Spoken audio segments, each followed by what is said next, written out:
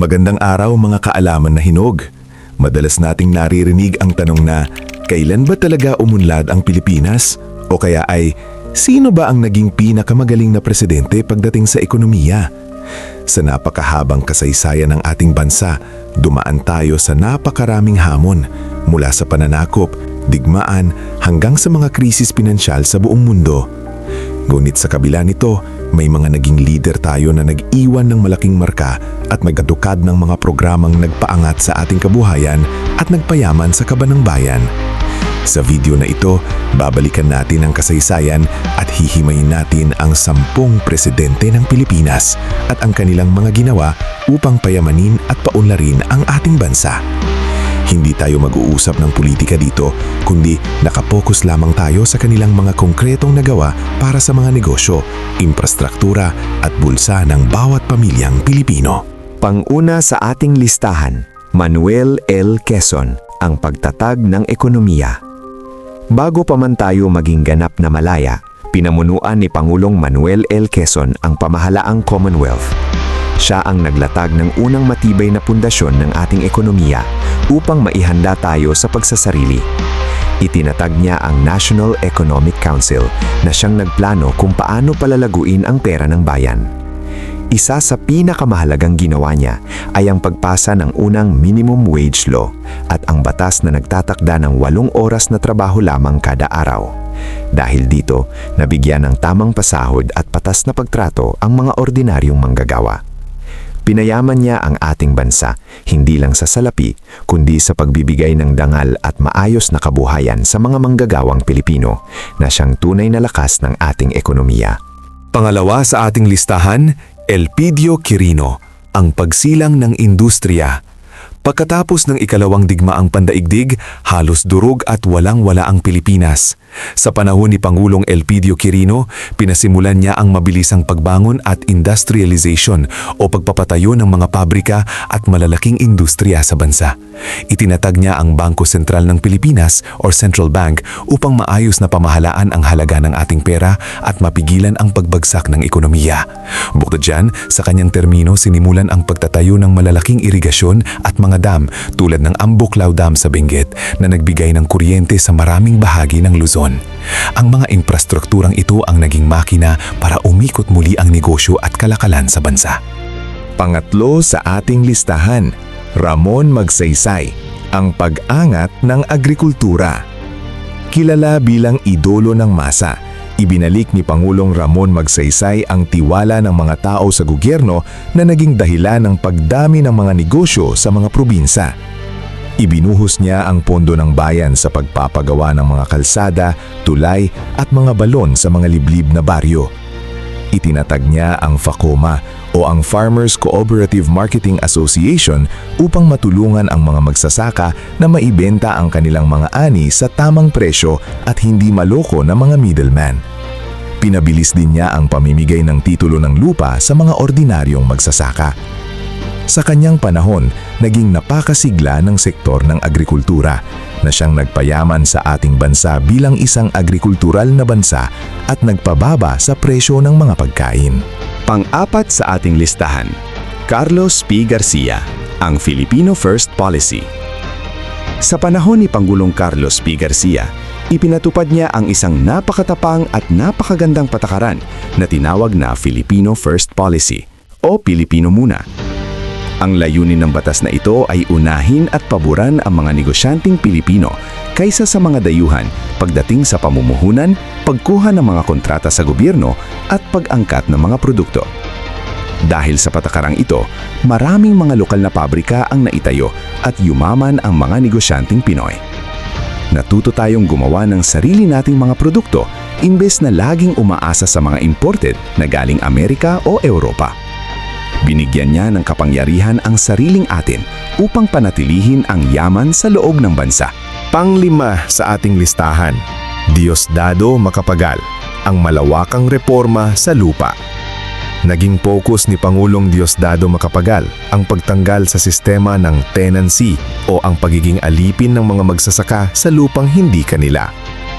Ipinasa niya ang Agricultural Land Reform Code na naglayong ibigay sa mga magsasaka ang lupang matagal na nilang binubungkal. Bukod pa rito, ipinatupad niya ang Decontrol Program kung saan inalis niya ang mahigpit na kontrol ng gobyerno sa kalakalan. Binuksan niya ang ating bansa sa free enterprise o malayang pagnenegosyo na nakahikayat ng napakaraming dayuhang investor na magpasok ng dolyar sa Pilipinas. Ang mga hakbang na ito ang nagbigay daan sa paglago ng ating pambansang kita. Baka naman po, total wala naman kinikita ang channel namin, baka po kahit sa pag-like lang po dito sa video at subscribe, okay na po. Maraming salamat po.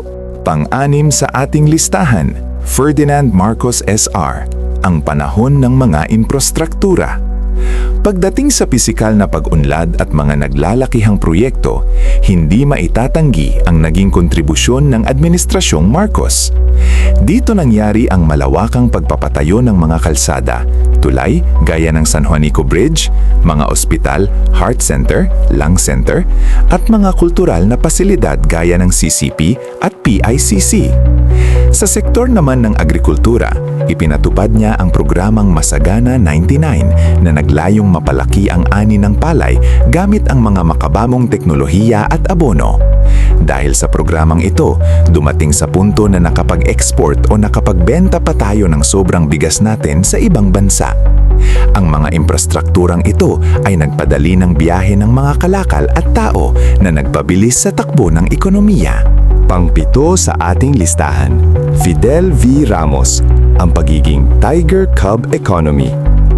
Sinalubong si Pangulong Fidel V. Ramos ng matinding krisis sa kuryente kung saan umaabot ng 8 hanggang 10 oras ang brownout araw-araw.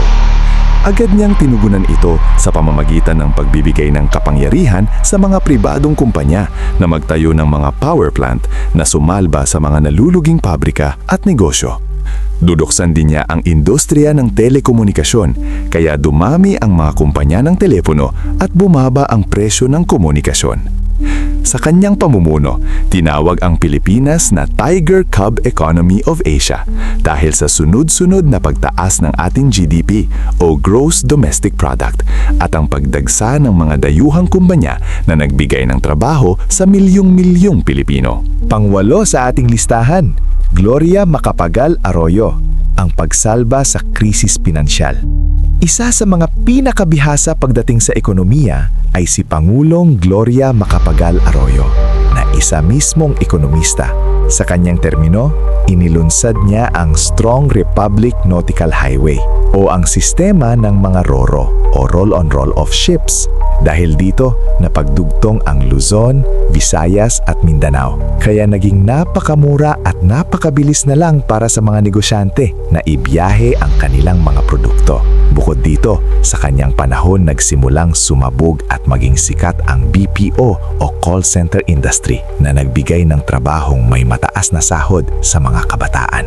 Ang kanyang magagandang pulisiya sa ekonomiya ang dahilan kung bakit hindi tayo bumagsak noong nagkaroon ng 2008 global financial crisis na nagpapagsak sa maraming mayayamang bansa.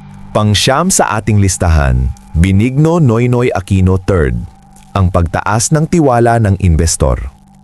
Ang pinakamalaking naging ambag ni Pangulong Noynoy Aquino sa ating ekonomiya ay ang pagbabalik ng tiwala ng mga dayuhan at lokal na negosyante na mamuhunan sa ating bansa. Dahil sa kanyang kampanyang Daang Matuwid laban sa korupsyon, nakita ng mundo na maayos na napupunta sa mga proyekto ang pondo ng gobyerno. Sa unang pagkakataon sa kasaysayan, nakatanggap ang Pilipinas ng investment grade rating mula sa mga pandaigdigang ahensya. Ibig sabihin nito, naging napakamura para sa ating bansa na mangutang para sa mga proyekto at bumuhos ang mga negosyo. Naitala sa kanyang termino ang ilan sa pinakamataas na paglago ng ekonomiya sa buong Asya. At ang pangsumpu sa ating listahan, Rodrigo Duterte, ang ginintuang panahon ng infrastruktura. Isinulong ni Pangulong Rodrigo Duterte ang ambisyosong Build, Build, Build program. Naniwala siya na para tuluyang yumaman ng bansa, kailangang magkaroon ng napakaraming makabagong tren, airport, seaport at mga skyway.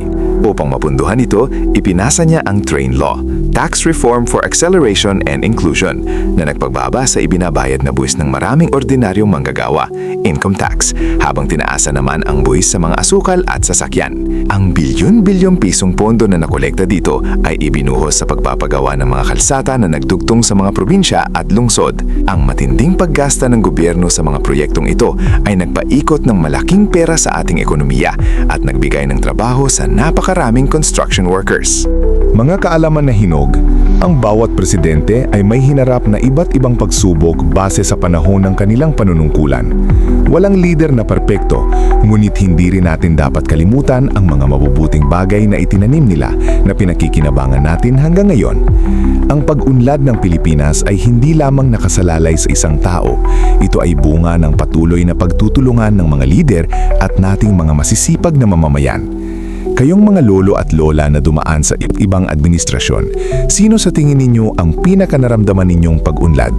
Ibahagi ang inyong mga kwento sa ating comment section. I-share din po natin ang video na ito sa ating mga kabataan upang malaman nila ang magandang kasaysayan ng ating bansa. Maraming salamat po at God bless sa mahal nating Pilipinas.